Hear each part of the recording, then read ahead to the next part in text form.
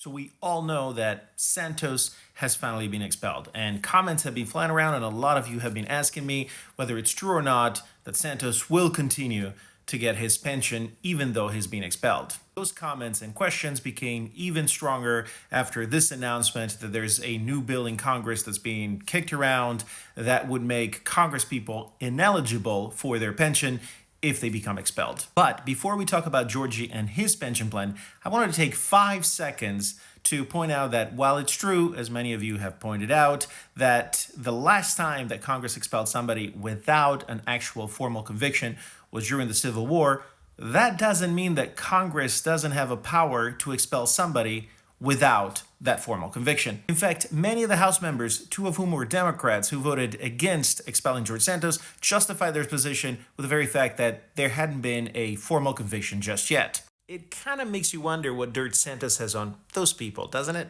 But Congress does not vote for expulsion based on conviction.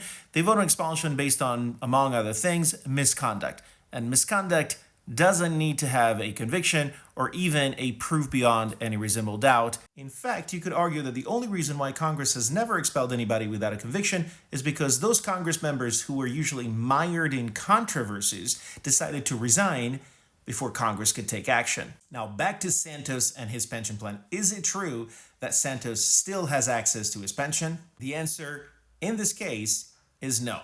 Santos does not have access to his pension, but not because he was expelled, but simply because he hasn't been in Congress long enough to be eligible for it. Under both of the available plans, one is called CSRS and the other FERS or FERS, members become eligible to draw their pension only after they have served for a minimum of 5 years. That means Santos will not be eligible for his pension plan, but only for one reason. He didn't hold on to his seat long enough to get to the 5-year mark. And while that may be a small comfort to all of us taxpayers, trust me, Santos's lack of pension will be more than made up by two things. One, the tell-all book that he will undoubtedly publish very shortly, and number two, his participation in RuPaul's Drag Race.